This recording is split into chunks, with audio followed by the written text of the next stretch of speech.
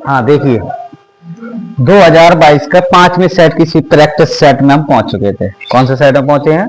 2022 के 5वें सेट में। अब 5वें सेट में हम सबसे पहले क्या करते थे, जब अपनी प्रैक्टिस चालू करते हैं तो हम लोग क्या करते थे, सबसे पहला हमारा काम क्या रहता था कि हम लोग अनसीन पैसेज जो होता था उसकी मीनिंग देखते थे। तो अनसीन पैसेज की मीनिंग में देखिए, सबसे पहले हम आपको बता दें कि अनसीन पैसेज में जो मीनिंग दी थी उन मीनिंग के बारे में बताना है। इसमें सबसे पहला क्वेश्चन दे रहा है, which word in the passage means arrival और कमिंग। इन दोनों का मतलब होता है आगमन। अराइवल का मतलब होता है आगमन और कमिंग का मतलब होता है आना। तो हमें क्या बताना? मीन्स। हमने मीन्स के बारे में तुम लोगों को बताया था कि हमें इसका क्या लिखना है? सिमिलर लिखना है। क्या लिखना है? सिमिलर। तो इसका कमिंग का क्या कर सकते हैं आप? इसका क्या कर सकते हैं? अराइवल का सिमिलर लिखना, सिनोनिम्स लिखना, कमिंग ही लिख सकते हो, उसमें कमिंग दिया है। ठीक है। What are meant by monuments और मोनेस्ट्रीज। इन दोनों के बीच में अंतर समझिए, इन दोनों का मतलब क्या है।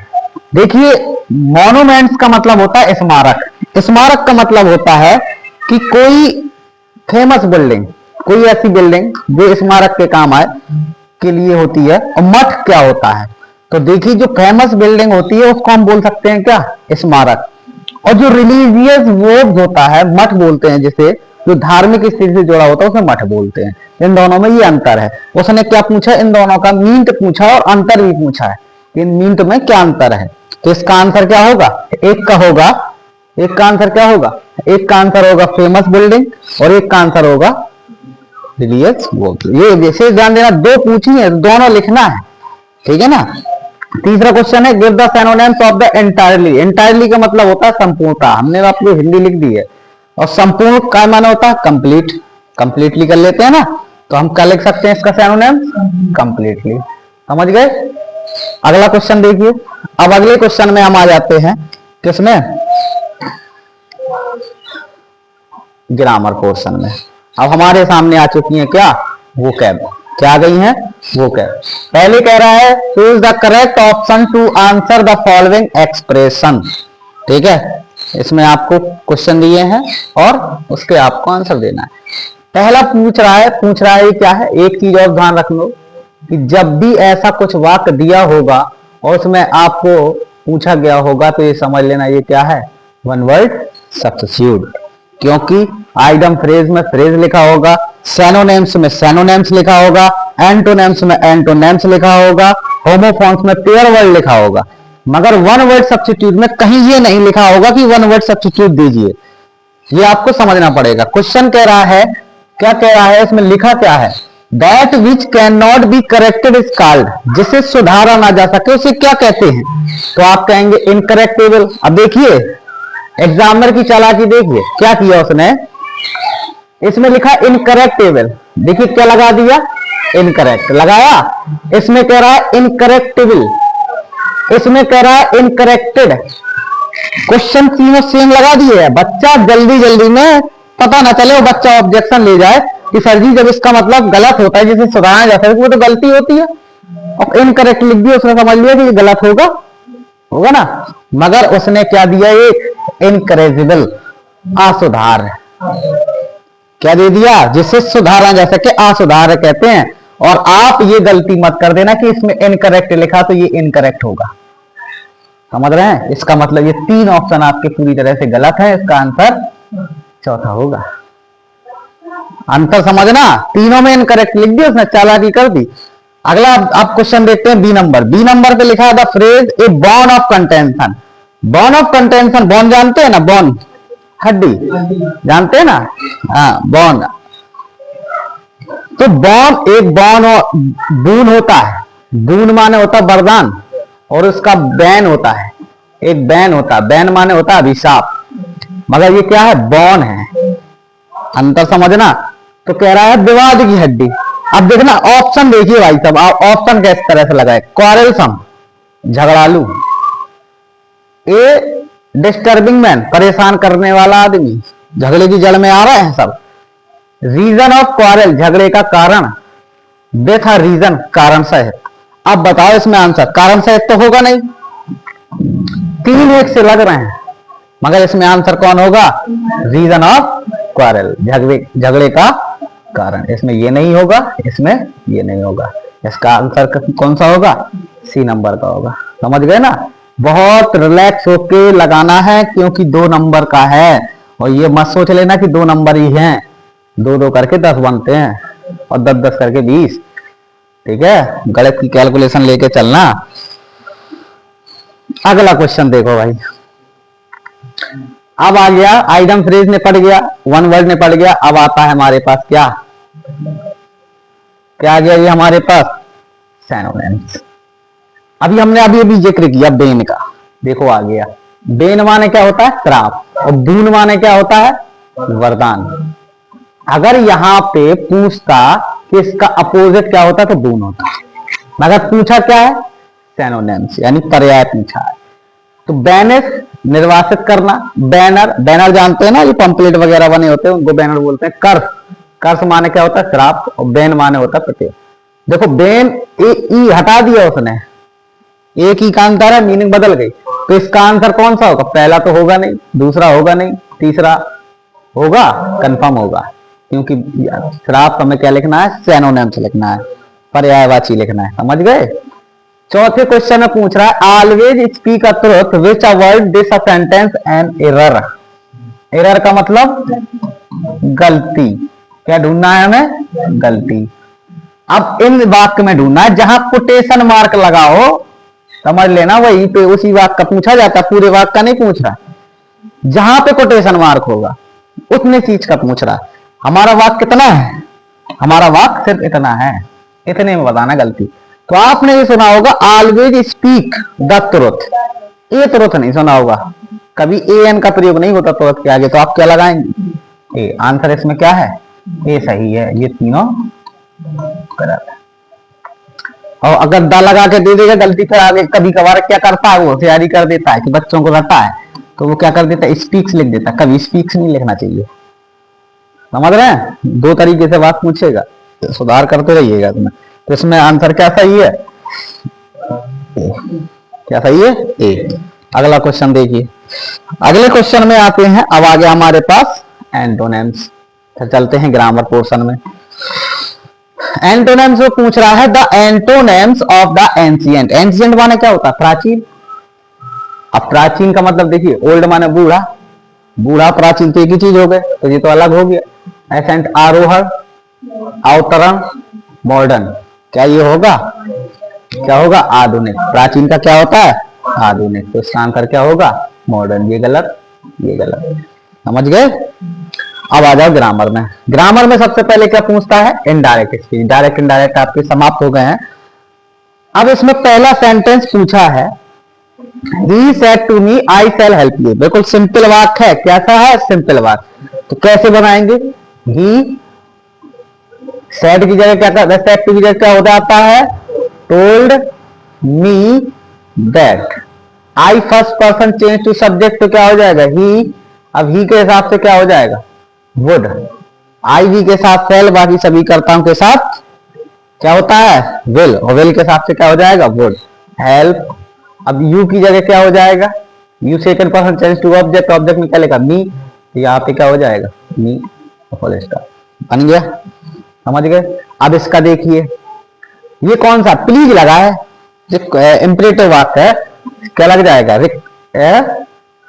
इसमें क्या लगा देंगे? तो ही रिक्वेस्टेड मी। हो गया। प्लीज हट जाता है, टू हेल्प। और मी का क्या हो जाएगा? मी फर्स्ट पर्सन ही से बदलेगा तो क्या हो जाएगा? Full stop. समझ गए? आगे चले, आगे चलते हैं। अगला सेंटेंस है, हम आ जाते हैं काय में? सबसे कठिन चीज में। कौन सी चीज में आ जाते हैं? सबसे कठिन, और जो सबसे सरल होती है। कंबाइन करना है। कंबाइन का मतलब हमने क्या बताया था? कंबाइन कब होता है? जब सिंथेसिस होता है। तो he is very fat, he can not run fast. याद करो जब हमने रिमूव टू का नियम बताया था, क्या बनवा रहा है? सिंपल। तुमने उसके बदले में क्या किया था? एक की जगह सो लगाया था, एक की जगह क्या लगाया था? कैन नॉट लगाया था। बस वैसे तो चलना वापस। ठीक है? हाँ, याद ही करना है भैया।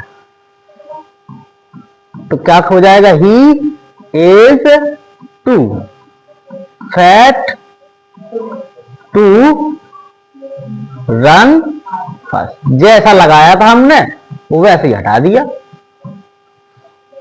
समझ रहे। अगर हम इसका विस्तार करें तो क्या हो जाएगा, यहाँ बस वेरी की जगह सो आ जाएगा, यहाँ दैट लगा के हम क्या कर देंगे, वाक्य को कॉम्प्लेक्स बना देंगे, बन जाएगा, समझ गए। अगला देखिए, इसमें कह रहा है सी इज रिच, वह धनी है, सी कैन नॉट हैप्पी, फिर भी वह क्या नहीं है, खुश नहीं है। अब फिर भी के लिए क्या लगाते हैं, क्या बनाना है, कॉम्प्लेक्स लगाना है, बट लगा दो, स्टिल लगा दो, यट लगा दो, आल दो लगा दो लगा दो, कॉम्प्लेक्स है ना। वह अमीर है फिर भी प्रसन्न नहीं है, तो क्या लगा दें, चाहे यट लगा दो इन दोनों के बीच में, चाहे स्टिल लगा दो, और चाहे आगे दो लगा दो, चाहे हाँ चाहे बट नहीं लगाएंगे, लेकिन आ जाएगा उसमें, फिर भी आना चाहिए, क्या आना चाहिए, या आल दो लगा दिया, यद्यपि चाहे ये दोनों कंजक्शन प्रयोग कर लो, चाहे इन दोनों में से एक कर लो, दोनों नहीं, चारों नहीं लगा देना, ये लगेंगे दोनों आगे और यहाँ कॉमा लग जाएगा, समझ गए। तो कैसा बनेगा, though she is rich comma she is not happy. Clear, clear हो गया ना। अब हम चलते हैं किसकी ओर, अब हमारे पास कौन सा आएगा, पैसिव वॉइस आएगा। अब पैसिव वॉइस देखो, change the any one of the, any one करना परीक्षा में, ये जानकारी जरूर दिया करो कितने बनाना है, सब में एक ही एक बनेगा, मगर हम आपको दोनों बनवा रहे हैं। कह रहा है they will close all the shop, कुछ नहीं है इसमें, क्या कर देंगे, ऑल द शॉप्स।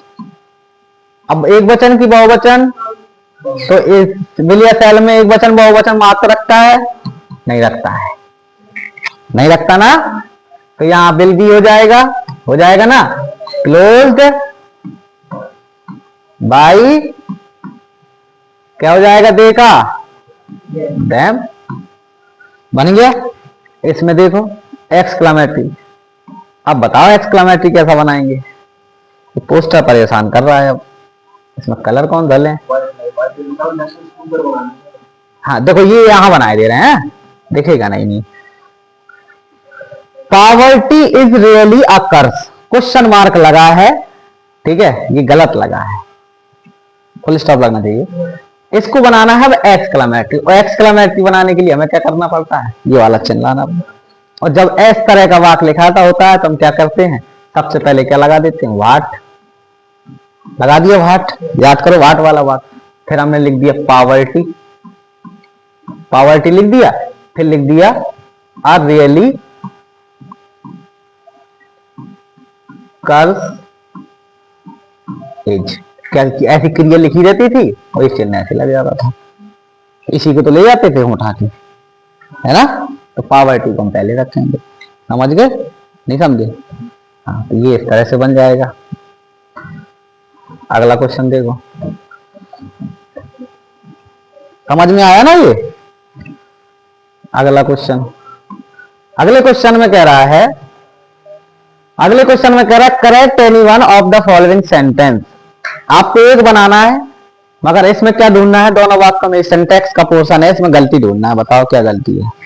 कह रहा है please knock on the door before you enter the house, ढूंढो भाई गलती। मधु बताओ इसमें गलती क्या है, जल्दी बताओ। प्रीपोजिशन पोर्शन से लिया है, अब इतना बता दिया हमने, संकेत दे दिया है। देखिए नॉक के साथ कभी ऑन नहीं लगता है, क्या लगता है, क्या लगता है, तो नॉक के साथ हमेशा एट लगता है, क्या लगता है, एट। इसमें गलती क्या है, इसमें गलती ये है कि इसमें टू नहीं होना चाहिए, I am happy to see you, एक बार ये इन्फिनिटो बना दी, एक लिखे, समझ गए, टू नहीं रहेगा इसमें, टू गायब कर देना। क्लियर, क्लियर हो गए। अब एक कैरियर का मतलब जानते हो, कैरियर बनाना, भविष्य बनाने के लिए कहते हैं। एक कैरियर का मतलब होता है वाहक, ठीक है, वाहक बढ़ाने वाला, वाहक कह देते हैं। और एक लिखा और, एक लिखा और। अब आप कहेंगे चप्पू क्या होता है, अयस्क तो पता है, धातु वगैरह में अयस्क प्रयोग किया जाएगा, कोई भी मेटल का आप सेंटेंस लिख देंगे अयस्क का लिख देंगे, चप्पू का है, हाँ, चप्पू क्या होता है? जो नाव का डंडा होता है, समझ रहे हैं, उसको बोलते हैं चप्पू। ठीक है, जो नाव जिससे बढ़ाई जाती है। तो आप सेंटेंस बना लेंगे नाव वाला। ठीक है ना, नाविक ने क्या की? चप्पू से नाव को बढ़ाया। ठीक है, समझ गए ना चप्पू क्या चीज है? आपको लग रहा होगा चंपू लिखे हैं पहले, है ना? चंपू नहीं है ये।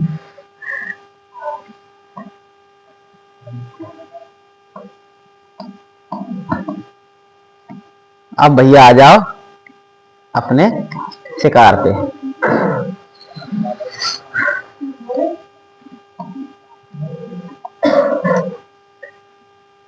चलिए थोड़ा सा भी यहां लेते हैं। स्टोरी है और ये आपका कितने नंबर का पोर्शन कंप्लीट हो रहा है? 25 नंबर का है। जो पर डे करेगा 25 नंबर पाएगा। इसकी प्रैक्टिस इसकी मजबूत है। 25 तो ये, और 25 काय में 35 निबंध, लेटर, वन थिंग पैसेज। 3 वो कर दो और 3 ये कर दो। 25 35 कितने हो गए? लो फर्स्ट डिवीजन पे इसी में आ गई और करा कुछ नहीं, है ना? वही आपकी first paper long answer short है।